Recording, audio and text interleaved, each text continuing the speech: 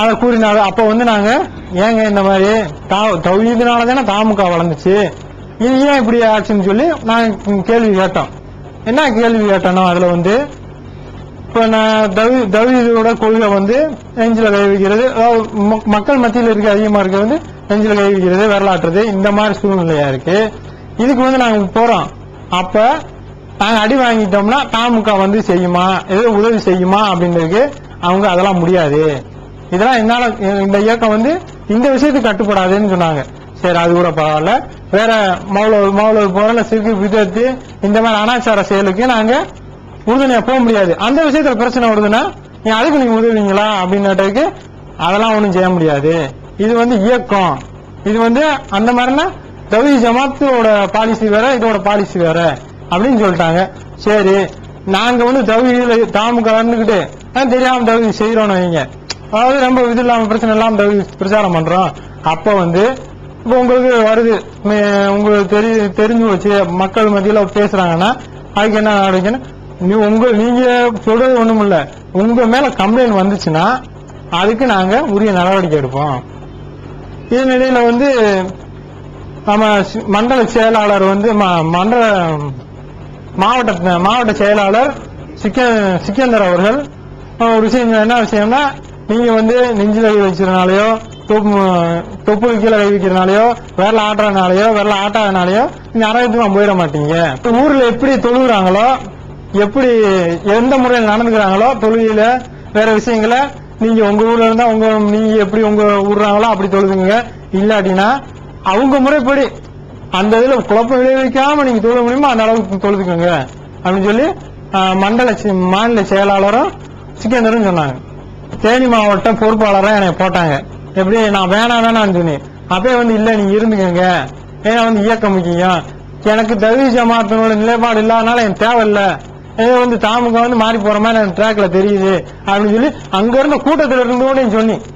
அப்ப இல்ல நீங்க இருந்துக்கங்க அப்படின்னு சொல்லி என் பேர் அதுல கடைசியாத்தே எழுத சொன்னீங்க. அது நான் ஃபர்ஸ்ட் வேணாம், என் பேர் கடைசி எழுதிக்கங்க அப்படின்னு சொல்லி கடைசி எழுத சொன்னேன்.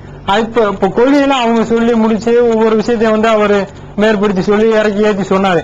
இப்போ அந்த இதை நான் யோசிச்சு பார்த்து ஒரு 4 நாள் கழிச்சு என்னால இருக்க முடியல தாமுகால. ஏன்னா ஒவ்வொரு விஷயங்களையும் பாக்குறப்ப ரொம்ப இதா இருக்கனால அதுல இருந்து நான் ராஜினாமா பண்ணிட்டேன். தாமுக பொறுப்பாளர், தேனி மாவட்ட பொறுப்பாளர் இருந்து ராஜினாமா பண்ணிட்டேன். அஸ்ஸலாமு அலைக்கும் வரஹ்மத்துல்லாஹ். நான் வேலூர் மஸ்ஜிதினுடைய தௌஹீத் பள்ளியின் இமாமாக இருக்கின்றேன். வேலூர் எம் இப்ராஹிம். கடந்த 2 மாதங்களுக்கு முன்பாக நாங்கள் எல்லாம் தௌஹீதினுடைய சகோதரர்கள் அதிகமாகவும் தமுகவில் ஒரு 4-5 பேர்கள் ஏதோ பொறுப்படையில் உள்ளவர்களும் இருந்தார்கள். அப்படி இருக்கக்கூடிய நிலையில தௌஹீதினுடைய பணி அதிகமாக போய் கொண்டிருக்கும் பொழுது அவங்களுக்குள்ள சில காழ்ப்புணர்ச்சி எங்களுக்கு அதிகமான தொல்லைகள் கொடுத்துக்கிட்டே வந்தாங்க. நாம இவ்வளவு நாள் 4-5 பேர் ஒன்றும் செய்ய முடியல, இவர்கள் ஆரம்பித்த உடனே அதிகமா அவருடைய மஸ்ஜிதுக்கு கூட்டம் வருதுன்ட்டு பல முறையில் எங்களுக்கு தொல்லை கொடுத்தாங்க. இப்ப அதெல்லாம் விவரமா சொன்னோம்னா அது நீளமாகி கொண்டே போகும். குறிப்பா 2 சொல்லணும்னா, இதனுடைய உச்சகட்டமா என்ன செஞ்சாங்கன்னா, என்னுடைய வீட்டில் நான் கழிவறைக்காக ஒரு சின்ன ரூம் மாதிரி ஒண்ணு கட்டிக்கிட்டு இருக்கும் பொழுது அங்கு உள்ள வேலூர் மாவட்டத்தினுடைய தமிழ்நாடு முஸ்லிம் முன்னேற்ற கழகத்தினுடைய பொருளாளர் சாதிக் என்று சொல்லுவார் என்ன செஞ்சாருன்னா, அவர் ஒரு இன்ஜினியரா இருக்கிறதுனால அவர் ஒரு 5 ஆள் அவர்கிட்ட வேலை செய்யற ரவுடிகள் மாதிரி உள்ள 5 ஆளுங்களை கொண்டு என்னுடைய அந்த கட்டக்கூடிய அந்த கழிவறை எல்லாம் மிடிச்சு தகர்த்தாரு. தகர்க்கக்கூடிய நேரத்தில் நாம கேட்கும் போது இப்படித்தான் செய்வேன்ற மாதிரி அராஜகமா பேசினாரு.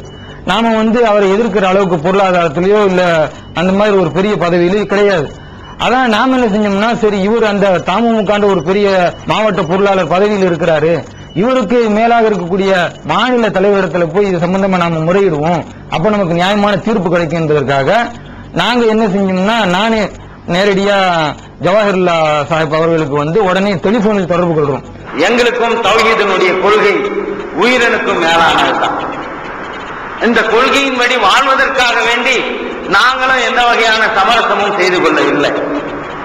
அப்படி சமரசம் செய்து கொண்டிருந்தால் எங்கேயோ போயிருப்போம். ஆனால் அல்லாஹ் பார்த்து கொண்டிருக்கின்றார். அல்லாஹ் எந்த வழியிலே இந்த உலகத்திலே வாழ்வதற்கு நாம் விரும்புகின்றானோ அந்த வழியிலே வாழ வேண்டும் என்பதற்காக வேண்டி பல்வேறு வகையான உலக ஆசாபாசங்கள் இருந்து நாங்க அனைவரும் அல்லாஹ் தஆலா எங்களை காப்பாற்றி இருக்கின்றான். நம்ம அனைவரையும் காப்பாற்றி இருக்கான். தொடர்பு கொண்டு இந்த மாதிரி வேலூர் மாவட்டத்தில் வந்து தொடர் பிரச்சனைகள் அவர்கிட்ட ஒவ்வொன்றா சொல்றேன். இந்த பிரச்சனைகள் செஞ்சிருக்காரு, இந்த பிரச்சனைகள் செஞ்சிருக்காரு, இப்படி தொடர்ந்து பிரச்சனைகள் செய்து கொண்டிருக்கிறார். உச்சகட்டமா வந்து என்னுடைய வீட்டை கூட வந்து இடிக்கிறாரு, எப்படி முறையா இருக்கும் என்று கேட்கக்கூடிய நேரத்தில் அவர் என்ன சொன்னாருன்னா, உங்களுக்கு 15 நாளைக்கு பிறகு நான் வந்து பதில் சொல்றேன், இப்ப நான் ரொம்ப பிஸியா இருக்கேன் அப்படின்னாரு.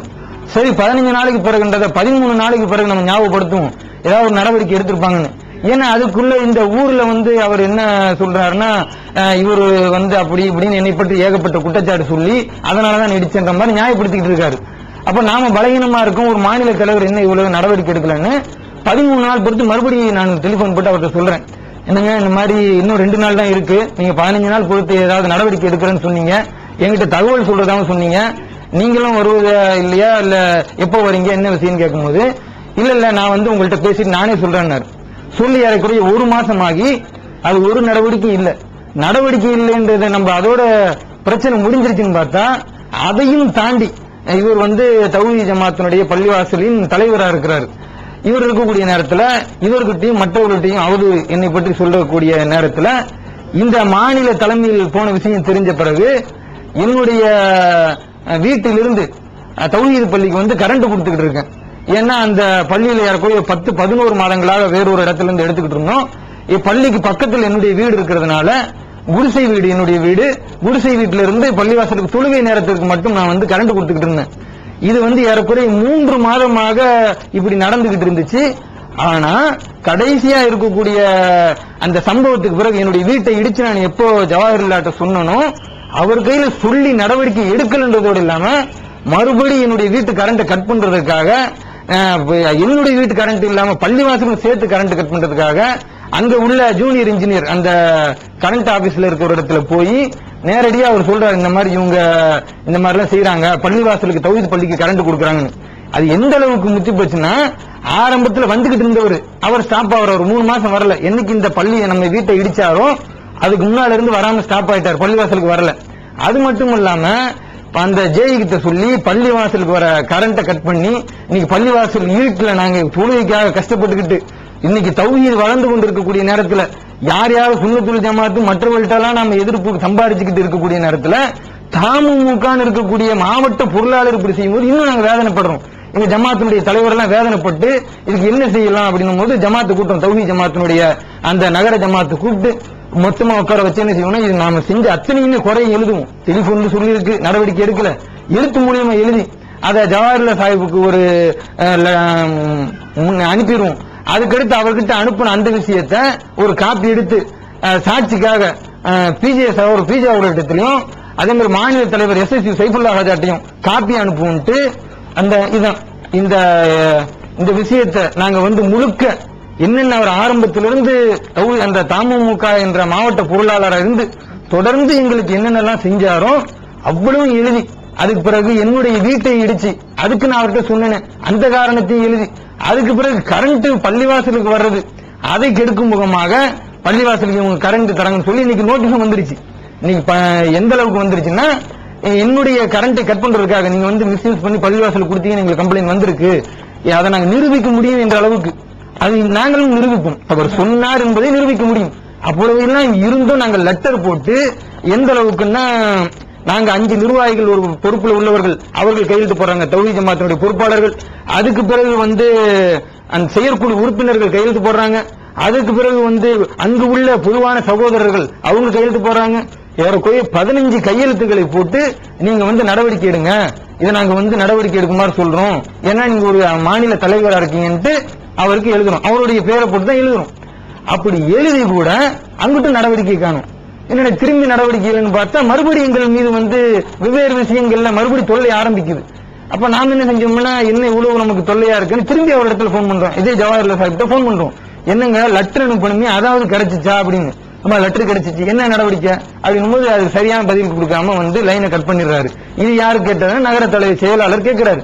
அப்ப எல்லாரும் இப்படி சொல்லும் பொழுது நாம என்ன நினைக்கிறோம்னா, ஒரு மாநில தலைவராக இருக்கக்கூடியவர் அவர் தௌஹீதுக்கு வந்து சப்போர்ட் பண்ணலன்னா கூட அவங்க மாவட்ட பொருளாளர் இருக்கிறது கெடுக்காம இருக்கணும், அந்த நிலையை இருக்கணும். ஆனா பள்ளிவாசலுக்கு வர கரண்ட கட் பண்றது, யார் தௌஹீதை வந்து மக்களுக்கு பிரச்சாரம் செய்து கொண்டு இருக்கிறார்களோ அந்த இமாமுடைய வீட்டை இடிக்கிறது, இதையெல்லாம் கேட்டா எனக்கு ஒரு செல்வாக்கு இருக்கிறது, நீங்க என்ன எங்க போனாலும் தமுக போனாலும் எங்க போனாலும் ஒண்ணும் நடக்காது என்று சொல்லும் போது அப்ப நாம ரொம்ப நொந்து போவோம். ஏன்னா தமுக என்பது தௌஹீதை வளர்க்கறதுக்கு இல்லைன்னா கூட அழிக்கிற அளவுக்கு எந்த அளவுக்கு சொன்னாங்க, நிறைய இன்னல்களை அது மிரட்டுறாரு. இப்படி எல்லாம் நீங்க மேற்கொண்டு போய்கிட்டு இருந்தீங்கன்னா நிறைய இன்னல்களை சந்திக்க நேரிடும். எனக்கு சமுதாயத்தில் 4 புறங்கள் இருக்காங்க, தமுக நீங்க போனீங்கன்னா உங்களுக்கு எல்லாம் சப்போர்ட்டா பேச மாட்டாங்க என்ற அளவுக்கு எல்லாம் பேசும்போது நாம பள்ளியில் தான் ஒரு குழு அந்த அளவுக்கு, அதாவது இந்த தமுக பிரச்சனை, அதாவது எந்த அளவுக்கு தௌஹீதை நான் சொல்லிக்கிட்டு